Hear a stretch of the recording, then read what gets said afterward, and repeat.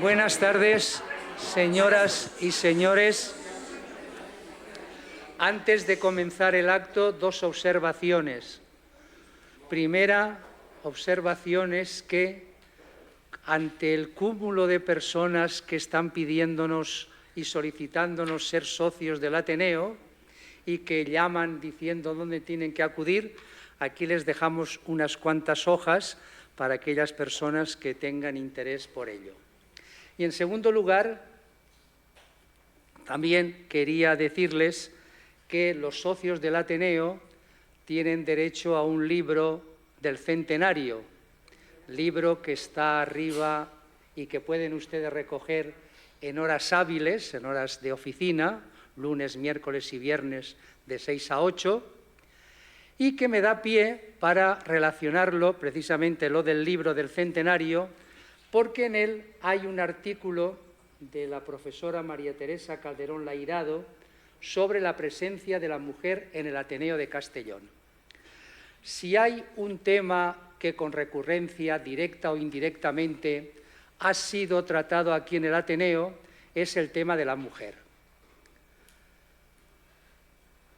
Han venido, además, personas muy ilustres, mujeres muy ilustres, a hablar aquí en el Ateneo sobre temas muy diferentes, predominantemente sobre el tema de la mujer. Quiero recordar, por ejemplo, a Victoria Camps, a Carmen Riera, a Carmen Alberdi, Matilde Salvador, Rosa Navarro, etc. Es decir, del mundo de la Real Academia, del mundo de las letras, del mundo del premio Príncipe y Princesa de Asturias, etc. Por lo tanto, es un tema que aquí se ha tratado muchas veces sobre el tema femenino por personas también, diríamos, de una cierta relevancia intelectual, social, etc.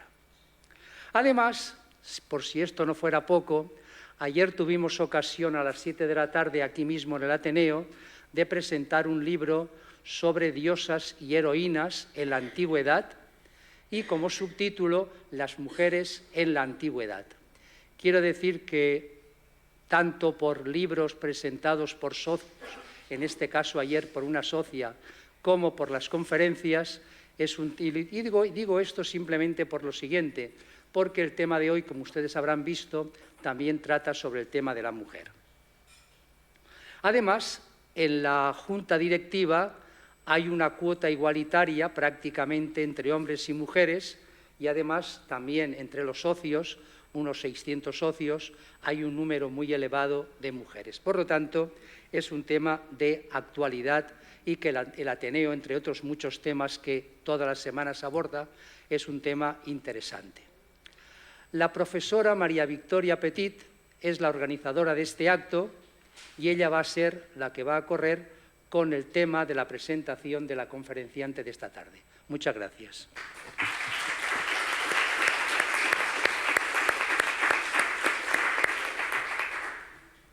Muchas gracias, señor presidente. En esta mesa somos mayoría. Es para mí un placer, dentro de este ciclo de conferencias jurídicas, la última corresponde impartirla a mi querida compañera, mi querida amiga y sin embargo compañera, Carmen Lázaro Guillamón, catedrática de Derecho Romano de la Universidad Jaume I de Castellón, antigua alumna, así que soy vieja y me hace vieja.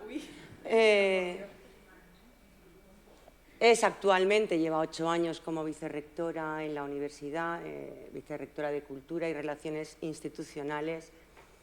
Es una experta romanista, educada no solo porque se licenció en la Jaume I, se doctoró por la Jaume I, pero se educó como romanista fundamentalmente, no solo en España, sino curiosamente, para los que nos dedicamos al derecho, los romanistas, los mejores romanistas no son los italianos, son los alemanes. Y por tanto, ella, donde se educó, fue realmente en la Leopold Wenger Institut für Führungsgeschichte de la Ludwig-Maximilians Universität de München, de Múnich. donde ha pasado muchísimas estancias formándose e investigando. No les voy a leer todo su currículum, todas sus múltiples publicaciones, pero desde luego una de sus líneas de investigación fundamentales es la presencia o el tratamiento jurídico de la mujer en Roma, a través de, obviamente, del análisis no de la realidad, sino de las fuentes jurídicas, literarias y epigráficas, que son de las que en la actualidad disponemos. Muchísimas gracias, Mamen, yo le llamo Mamen, Carmen, por estar hoy aquí con nosotros. Será en breve socia también del Ateneo. Y the floor is yours. Tuya es la palabra. Gracias.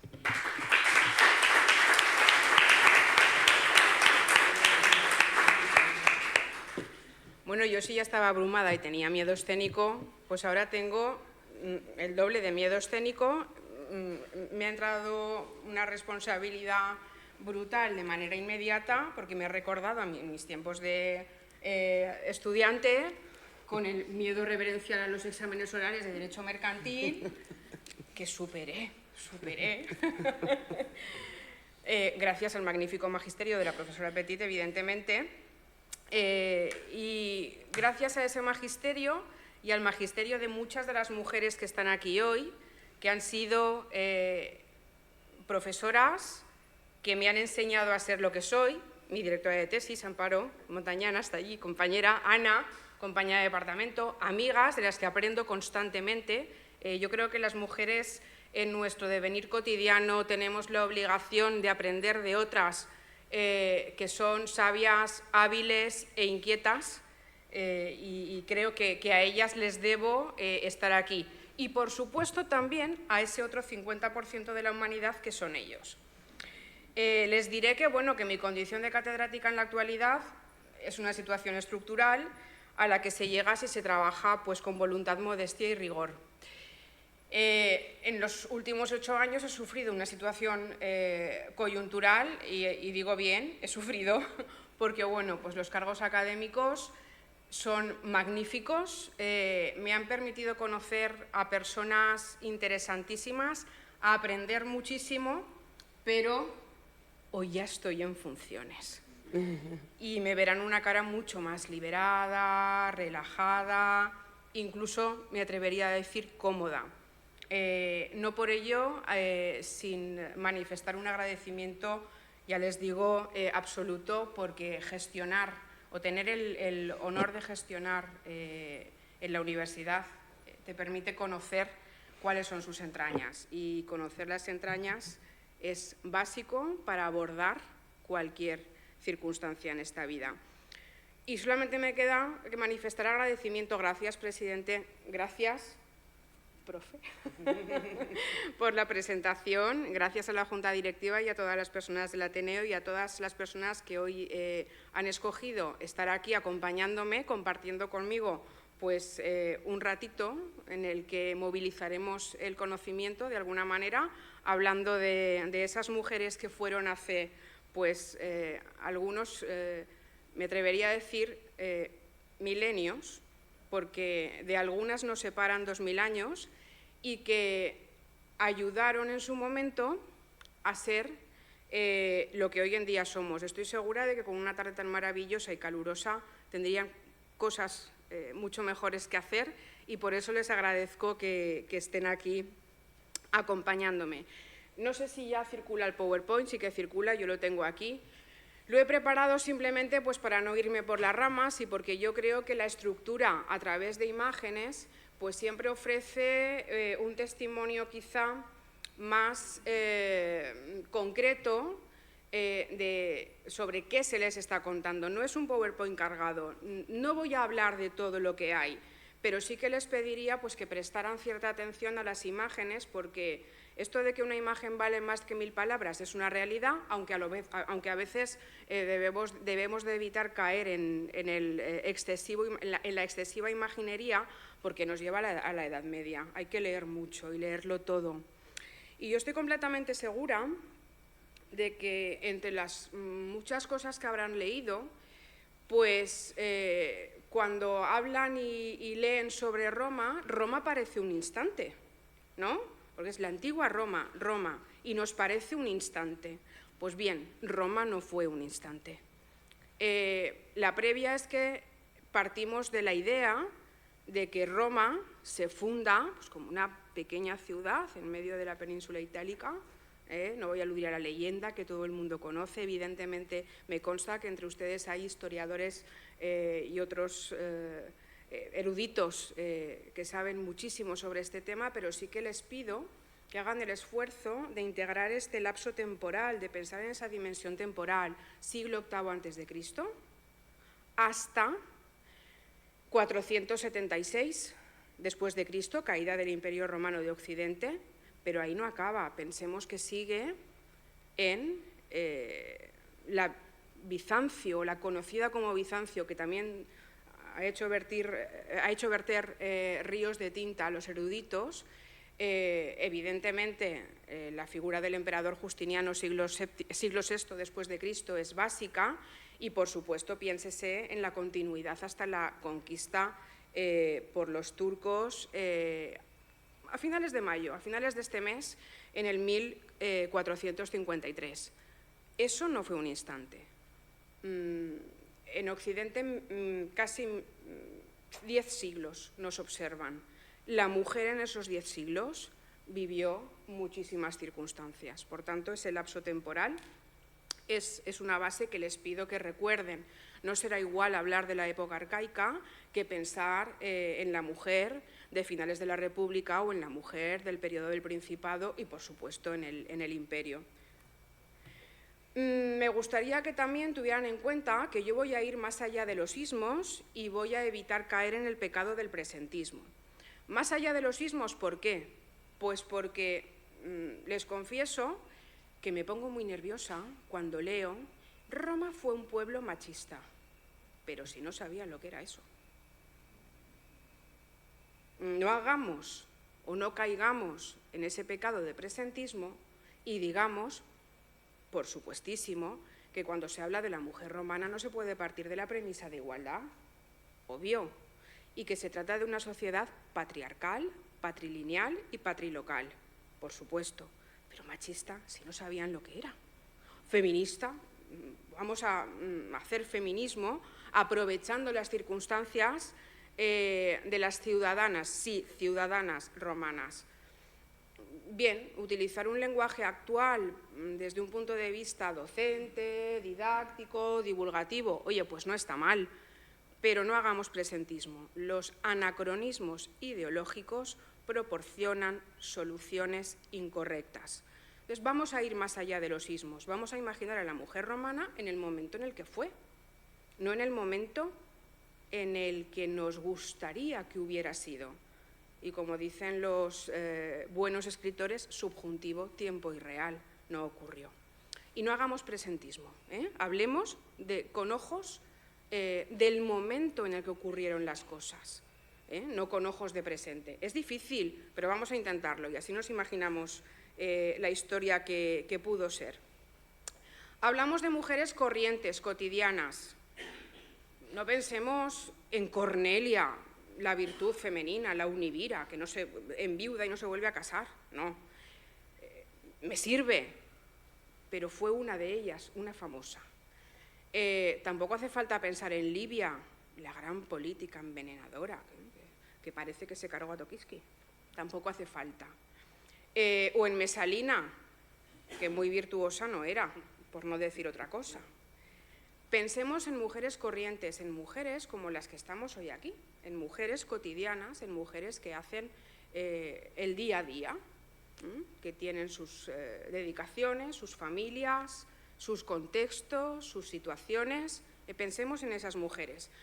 A esas mujeres en ocasiones se las olvida porque nos fijamos en los grandes nombres.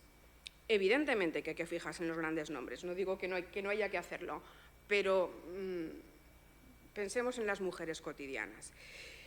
Y la última de las preguntas que les hago como previas, ¿qué imaginamos, qué sabemos?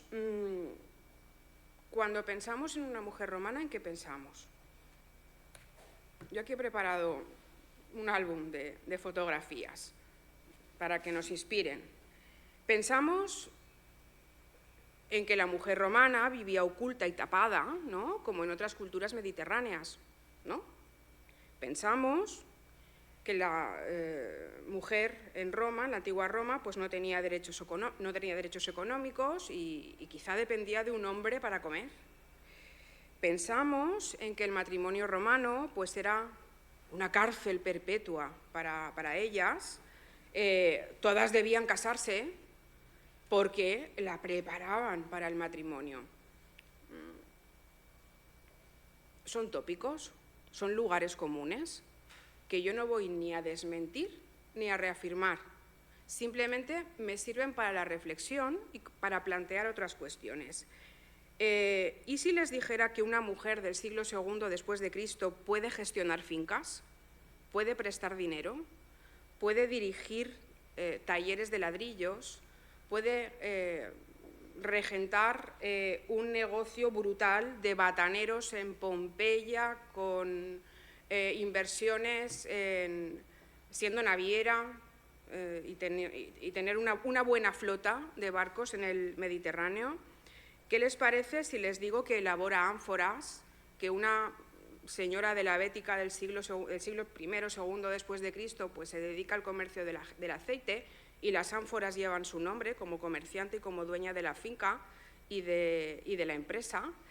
¿Qué les diría si algunas fueron capaces de acumular más riqueza que muchos varones sin que sea una competición? Pero bueno, pues todavía tenían dinero.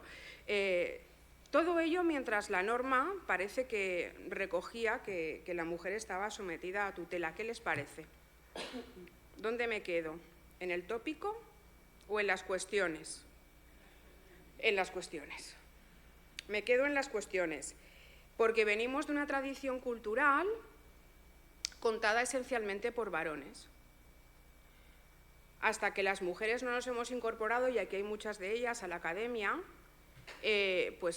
la mujer nos ha interesado por investigar sobre cuál fue la condición de las que fueron antes que ella. Ustedes se imaginan a un catedrático de Derecho romano de principios del siglo XX investigando la condición jurídica de la mujer en Roma. ¿Un señor serio? Pues va a ser que no. Y eso no significa que no sea serio ese estudio, significa que, claro, el interés femenino ha sido rascar en las fuentes jurídicas, rascar en las fuentes epigráficas, rascar en las fuentes literarias. ¿Qué nos dicen, qué nos cuentan sobre esas mujeres que fueron? Porque lo que les voy a contar, intentaré pues eso, dar unas pinceladas, lo que les voy a contar no es que nos venga por ciencia infusa, sino que las romanistas, las que nos dedicamos a estas cosas, nos basamos en las fuentes. Fuentes jurídicas, pues esencialmente, muchas otras, ¿no? Pero esencialmente pues el Corpus Juris de Justiniano, del siglo VI después de Cristo, gran compilación del derecho clásico, bueno, y de otros, y del posclásico, y de los rescriptos de los últimos emperadores. Y les diré que aproximadamente el 40% de los rescriptos imperiales, es decir, de las contestaciones de los emperadores, que no redactaban el emperador, evidentemente, que redactaba la Cancillería Imperial y el equipo de juristas, les diré que aproximadamente un porcentaje relativamente elevado, 35%, son rescriptos que se dirigen a mujeres. Nadie a principios del siglo XX se había puesto a estudiarlos, y están, es decir, las mujeres tenían problemas jurídicos y acudían a la Cancillería Imperial a preguntar. En definitiva, tenemos el tesoro del Corpus Juris Civilis, tesoro redescubierto en el occidente europeo a partir del siglo XI-XII después de Cristo, puesto en marcha en relación al estudio del derecho por la Escuela de los Glosadores de Bolonia, pero eso es otra historia. Venimos de ahí, y eso es lo que estudiamos y con lo que basamos nuestras investigaciones. Otras fuentes, pues las fuentes epigráficas. Miren, la epigrafía nos muestra la realidad.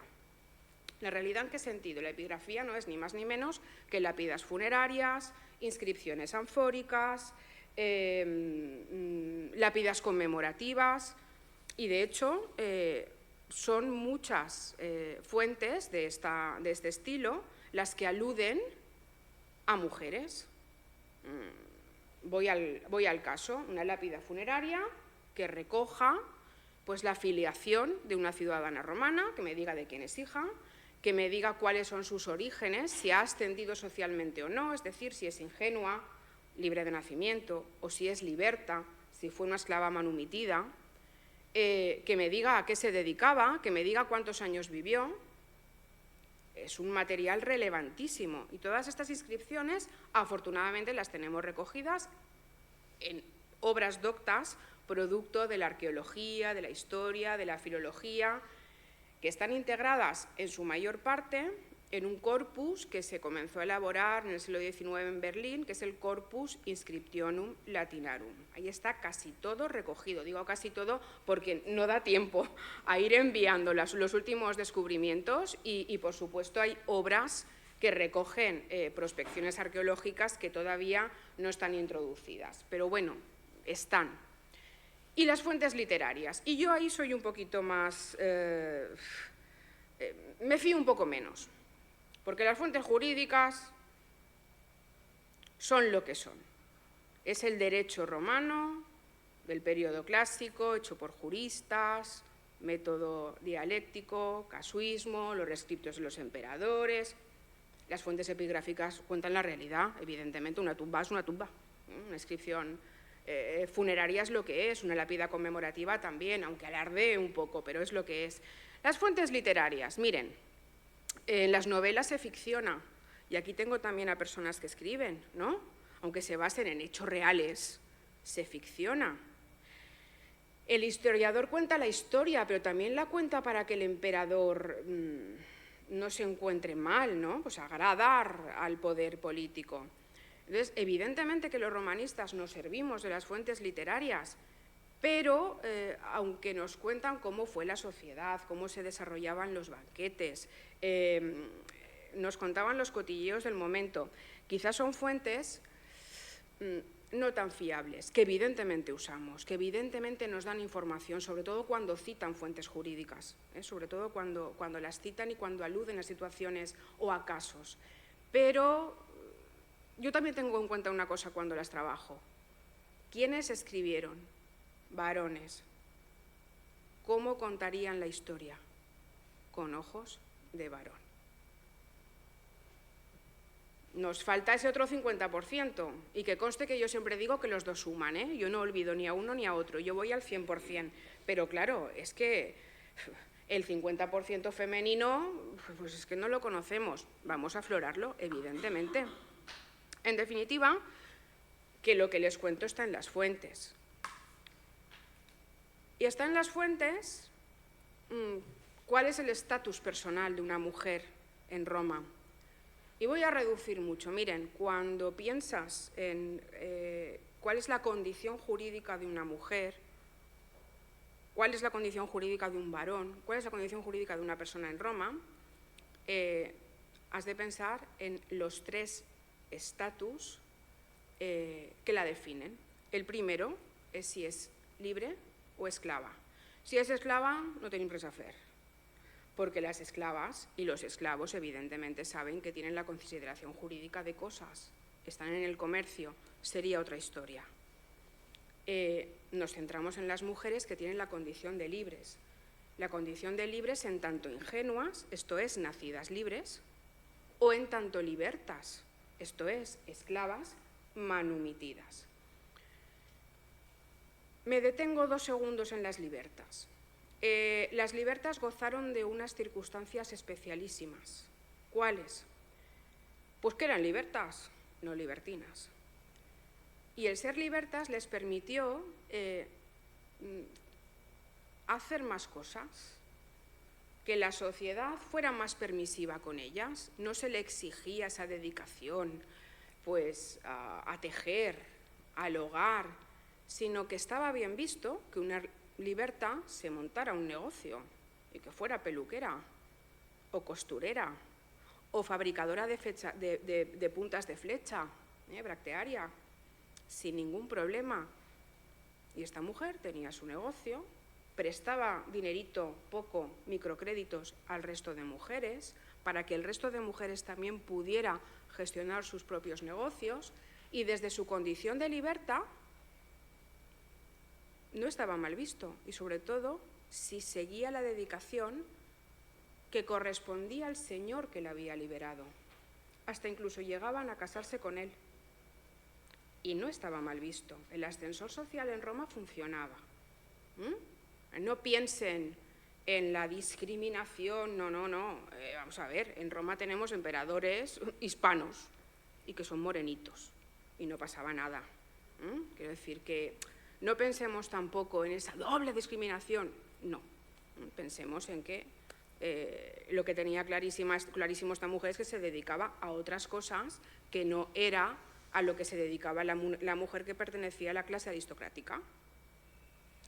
El siguiente estado es el estado de ciudadanía. ¿Qué creen? ¿Que las romanas no eran ciudadanas? Otro error de presentismo que cometemos. Cuando pensamos en ciudadanía, enseguida ¿en qué pensamos? Hoy, por eso digo que es un error de presentismo. Pensamos en derechos ciudadanos, ¿verdad? En ir a votar. Claro, si yo me cojo el ir a votar de hoy, a ir a los comicios en Roma a votar las leyes y a discutir allí cosas, pues va a ser que no. Pero es que ser ciudadana en Roma, ser ciudadano en Roma, además de eso, evidentemente, representa que estaban incluidas en el censo, que pagaban impuestos, que tenían propiedades a su nombre y que gozaban de los derechos ciudadanos que implicaba ese derecho civil romano, ese derecho que regula las relaciones entre cibes, entre ciudadanos, y por supuesto que tenían ciudadanía. Es decir, libres, ciudadanas, y además pertenecían a una familia, tenían un estado familiar. En el estado familiar, es decir, cuál era su situación en el contexto de la familia, sí que debemos partir de una premisa absolutamente incuestionable, que es la figura del paterfamilias en Roma. La figura del paterfamilias como sujeto, como único sujeto ejerciente de patria potestad. No piensen en el paterfamilias solo como un padre, sino como el cabeza de familia. Puede ser el padre o puede ser el abuelo. Piensen con el varón que tiene esa potestas, ese poder socialmente reconocido en ese microestado que es la familia.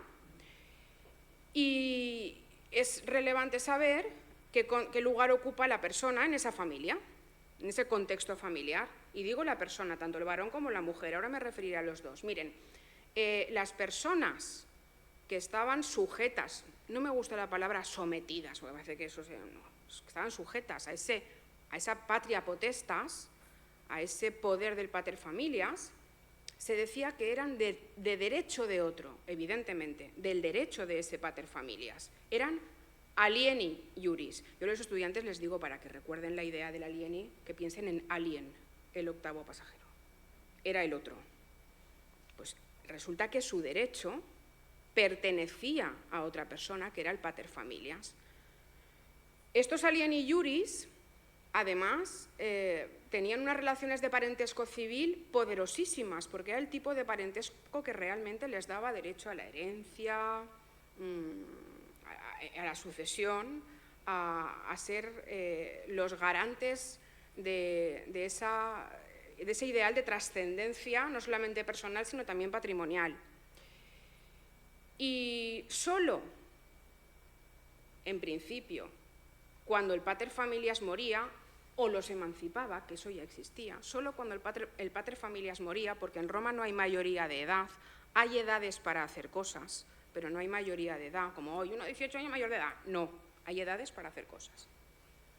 Solo cuando el paterfamilias moría, o cuando los emancipaba, o cuando a lo mejor el paterfamilias pues era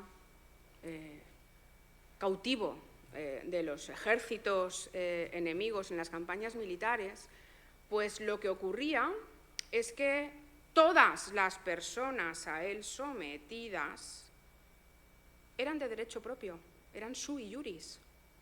Todas. Ellos y ellas. ¿Y qué significaba eso? Significaba que ser sui iuris, como lo era evidentemente el pater familias, les otorgaba la condición de sujetos de derecho. Normalmente los varones sujetos de derecho pleno, a no ser que tuvieran una menor edad. Menor edad no en el sentido de mayoría de edad 18 años, sino una menor edad pues que fueran infants, impúberes, púberes y necesitaran suplir su falta de capacidad de obrar, es decir, su falta de realizar actividades jurídicas con plenos efectos civiles, comprar y vender. Un tutor.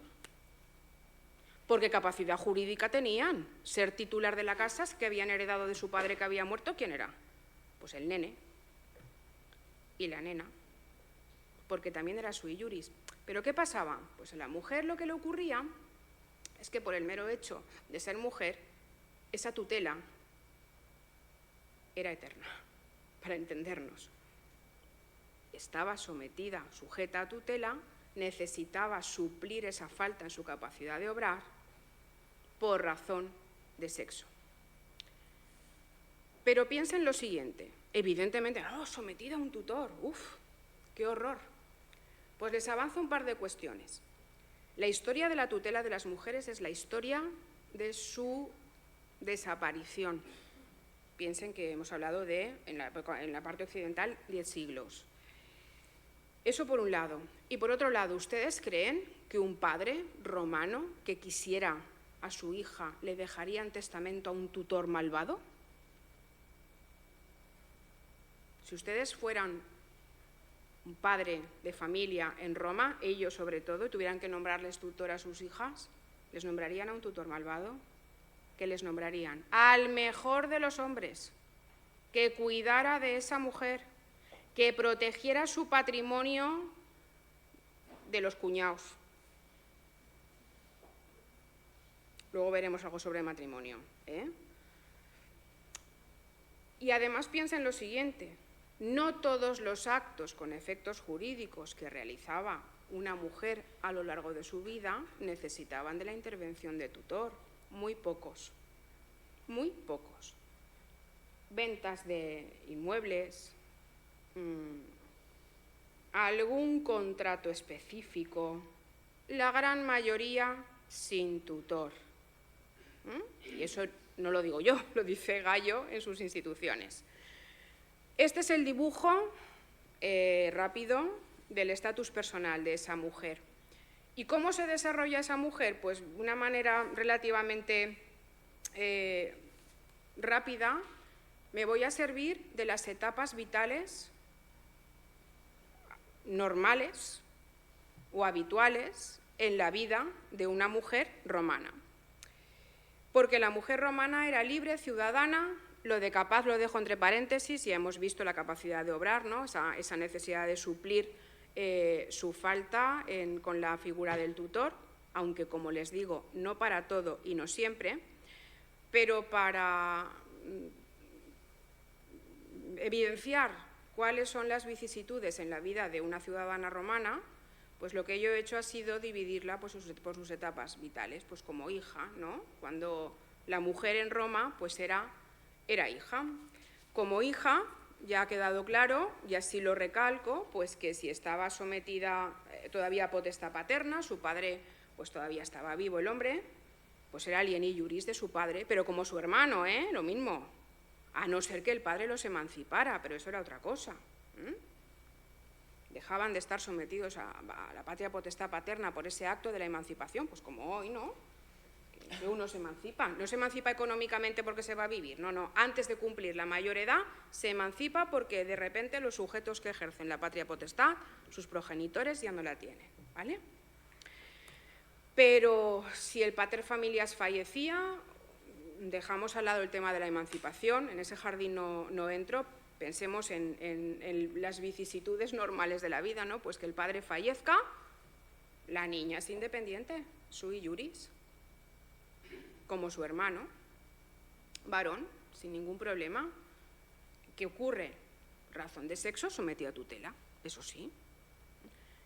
Su hermano sí es impuber también, evidentemente, y hasta los 25 años tendrá un curador que le ayudará en el mundo de los negocios. A ver, en Roma a un chaval de 16 lo engañan, ¿o no? Necesita alguien que soporte, ¿no?, su falta de experiencia y que supla. Heredaban como sus hermanos varones, y eso no lo digo yo, lo dice la Ley de las 12 Tablas 450 a.C., sin ningún problema. El Avintestato de las 12 Tablas incluye igual a ellos que a ellas. Pero si el padre hacía testamento, ya iremos viendo qué es lo que decía el testamento, ¿no? Pero el Avintestato hereda igual que sus hermanos varones, es decir, si hay dos fundos, pues a partir entre él y ella, porque ya les digo que la gente con dinero en Roma muchos hijos no tenía, luego veremos por qué.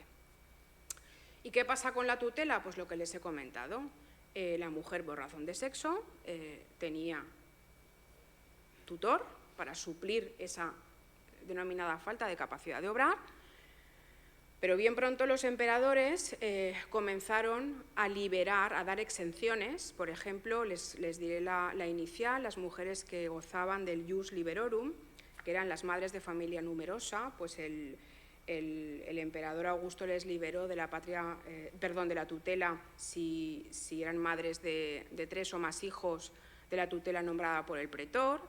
Les diré que Gallo, en sus instituciones, ya recoge que la tutela es una institución absolutamente anacrónica, que el tutor pues parece que sea una figura un poco de pega y prácticamente es inexistente en el periodo justinianeo, como les decía, pero tutor tienen, eso hay que reconocerlo. Y como les he dicho al principio, yo no puedo ni debo hablar en sede de igualdad, debo estudiar qué tenían y cómo estaban y aflorar qué nos han contado y qué recogen realmente las fuentes.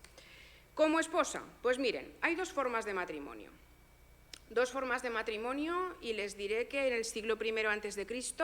se impone ya el denominado matrimonio sine manu. Si el poder del pater familias se denomina patria potestas, el poder marital se denomina manus. Cuando la mujer contraía matrimonio cum manu, significaba que abandonaba su familia y se incorporaba en la familia civil del esposo. La pregunta que siempre nos planteamos es, ¿y entonces de quién hereda? ¿De su padre o del marido? Del marido. Porque si se incorpora la figura a la familia del esposo. Pero como les digo, este matrimonio entra en desuso a principios del siglo I a.C. Prácticamente siglo I después de Cristo, casi todos los matrimonios son sine manu. En el sine manu la mujer conserva su propio estatus. Si está todavía sujeta a la patria potestad de su padre, lo sigue estando, y si es sui iuris, lo conserva. ¿A qué le suenan estas dos formas de matrimonio? Pues a separación de bienes ya gananciales. Ni más ni menos. Y más todavía, ¿qué pasa con la dote? Pues en el periodo arcaico, pues sí, evidentemente, y sobre todo los matrimonios del periodo arcaico eran cum manu, sobre todo porque había un trasfondo religioso, evidentemente religioso no católico, se pueden hacer idea, sino religioso en relación con los dioses domésticos, los dioses del hogar. ¿Qué pasa con la dote? Pues en el periodo arcaico realmente la dote acababa haciéndose del marido. Periodo arcaico, esto es siglo VIII, siglo VII a.C., pero en el periodo republicano la dote es de la mujer. Porque si el marido fallece o se divorcian, porque habían divorcios, el primero conocido es en el 250 a.C. de Liberto Carvilio Ruga, y se divorcia porque su mujer es estéril. Y los romanos lo quieren matar, porque la esterilidad de la mujer no era una causa de divorcio. Y además no preguntó al consejo familiar, ¿de acuerdo? Pero divorcios hay. Contaba Cicerón que las mujeres romanas en la época de finales de la República contaban los años, no por los años que pasaban, sino por los divorcios. ¿De quién era la dote? De la mujer. La mujer era un patrimonio finalista, la dote, perdón, era un patrimonio finalista que se entregaba al marido, ¿para qué? Para sobrellevar las cargas del matrimonio, y cuando el matrimonio se finiquitaba, ¿quién volvía? A la mujer. Y tenía derecho a reclamarlo. ¿De acuerdo?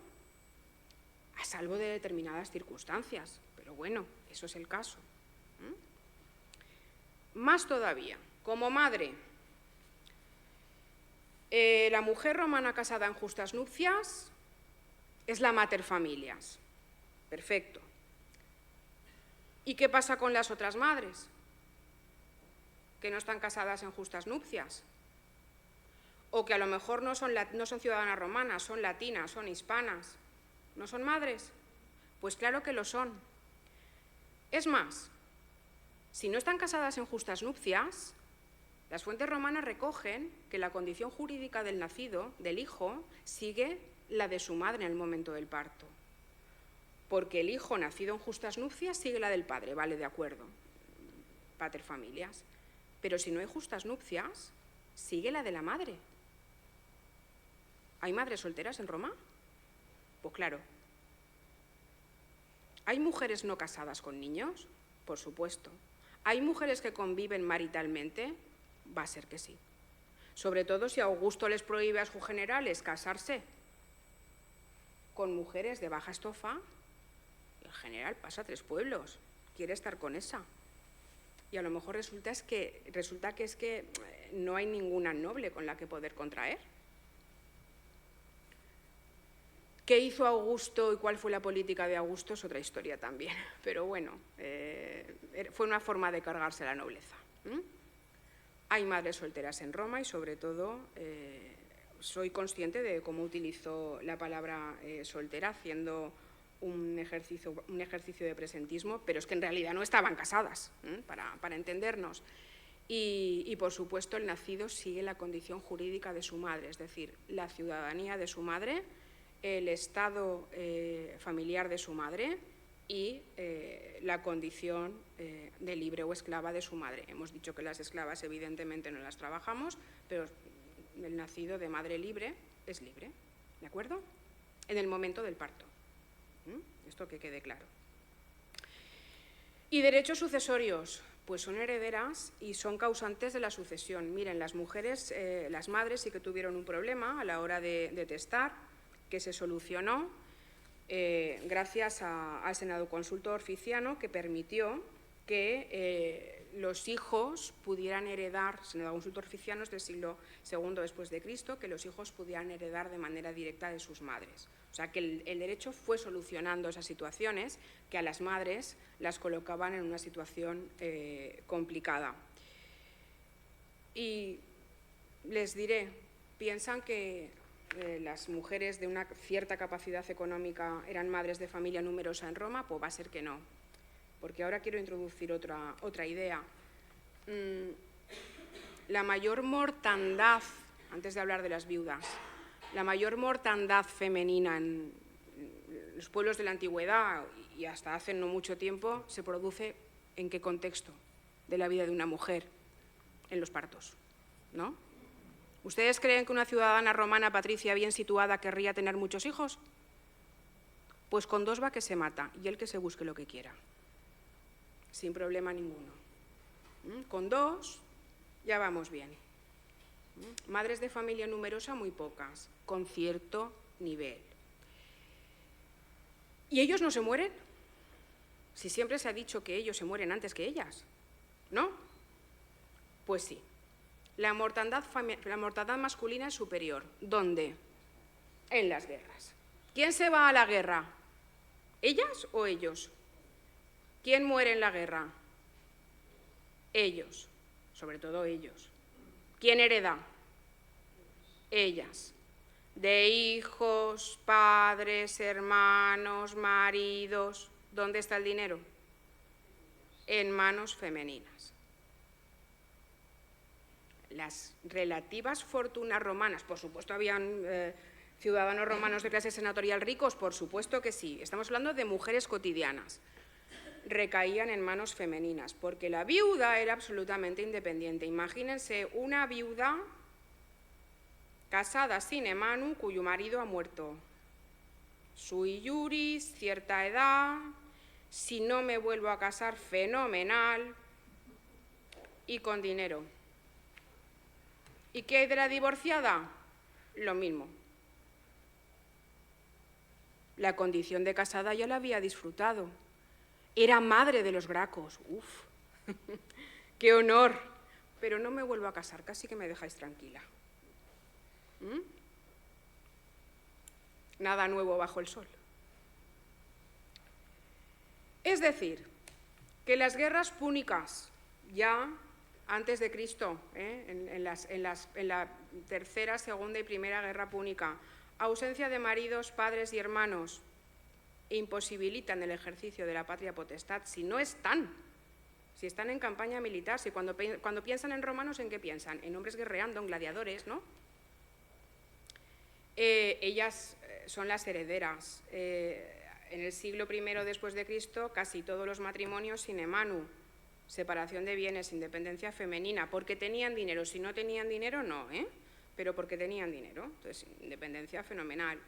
Dote y cosas más allá de la dote, los parafernales, la recuperaban, era suya, evidentemente salvando circunstancias específicas. En el caso concreto no entramos. Y la tutela de la mujer entra en decadencia. Pues independencia femenina para realizar negocios jurídicos. Es más, todo esto les otorga una capacidad económica relativa y proporciona una progresiva emancipación de la mujer romana. ¿Hasta qué punto? Hasta el punto de que transaccionaban comercialmente quizá mucho más que los varones. ¿Por qué? Porque las transacciones comerciales y empresariales, ¿con qué se hacen? Con dinero, exento de gestión tutelar. Las transacciones en las que solo interviene dinero, el tutor no tiene nada que decir, a no ser que fueran una stipulatio, contrato antiquísimo que prácticamente no se utiliza. Hasta el punto de que hay grandes mujeres comerciantes y empresarias, y les traigo aquí solo 2 ejemplos nimios. Uno en Pompeya, de la gran Eumaquia, patrona de los bataneros de Pompeya, naviera impresionante, que tiene en Pompeya una tumba arreglaeta de veritat. Y la casa de Eumaquia y el negocio de Eumaquia es impresionante. La fábrica de tintas, la tintorería, apabullante. Y para no irnos a Pompeya, que es lo básico, pues me voy aquí a la Bética. Ánforas olearias, Dresel 20, encontradas en el monte Testacho, en Roma, donde hay allí toneladas de envases no reutilizables, ánforas rotas, conservadas gracias a que para que no olieran les ponían cal viva. Pues esas inscripciones que ven en el ánfora de aceite, de vino, lo que recogen que es el nombre del comerciante, el nombre de la persona que pone el cuño del impuesto, en el asa el nombre de la alfarería donde se hizo el ánfora, es decir, pues como hay una botella, ¿dónde se ha hecho este agua, ¿no? ¿Quién? Pues hay un porcentaje relativamente alto que recogen nombres femeninos. Hay comerciantes en la Bética de aceite que envían cargamentos de aceite bético a la Roma, a la urbe, y fabricantes de las ánforas, porque en el asa sí consta. En definitiva, que no sé si es esa la historia que nos han contado, y esperemos que continúe. Muchísimas gracias.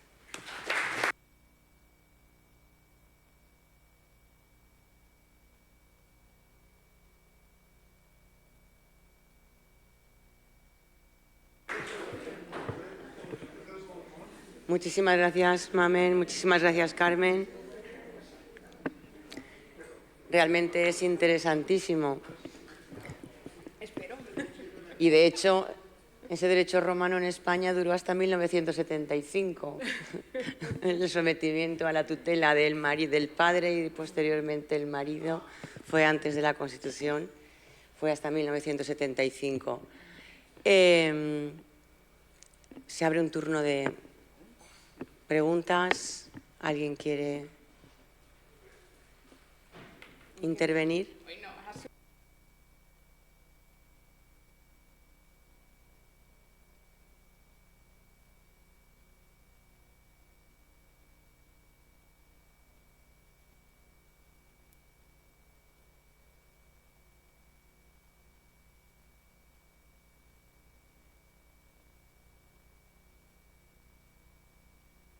Enseguida, ahora. ¿Qué persona es? Vale.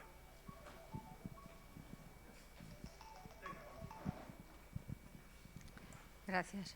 Bueno, Carmen, enhorabuena de la conferencia. Creo que nos has dado una visión que es conocida, pero menos.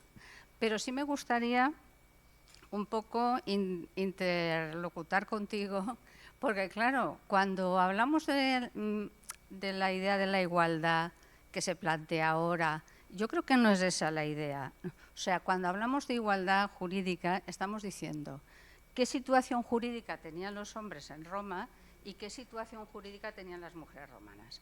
Evidentemente, yo creo que la ciudadanía romana avanzó respecto a la griega bastante, sobre todo en cuanto a las mujeres, en cuanto a la idea también de introducir a extranjeros en el concepto de ciudadanía, que en Grecia eso estaba más cerrado. Pero así y todo, yo creo que la parte que nos has contado es cómo las mujeres se han podido organizar al margen de la regulación jurídica, ¿no? Esa es un poco la idea. Porque, claro, ellas necesitaban la tutela, tú has dicho, ahí hay empresarias importantes. ¿Qué situación personal tenía esa empresaria? ¿Era viuda, por ejemplo? ¿O el hombre o su marido la había autorizado? Bueno, no, pregunto, digo, jurídicamente los que tenían la plena capacidad jurídica eran los hombres. ¿Y ellas también? Bueno, para capacidad jurídica, ser titular de derechos y obligaciones. Sí, pero necesitaban... Capacidad de obrar. Claro.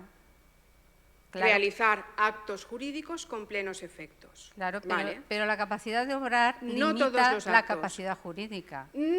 Sí, en principio, porque claro, si no tienes plena capacidad, si te reconocen derechos, pero si no tienes plena capacidad de obrar, pues es un poco difícil. Pero vamos, me ha gustado porque nos has dado una visión de lo que eran, de qué posibilidades tenían las mujeres allí de hacer, pero aún así pienso que había una desigualdad jurídica Por supuesto. importante. Ya he comentado al principio que yo no parto de una perspectiva de igualdad, parto de una descripción de los hechos. Pero lo que sí que es cierto es que cometemos sin querer o caemos en los lugares comunes.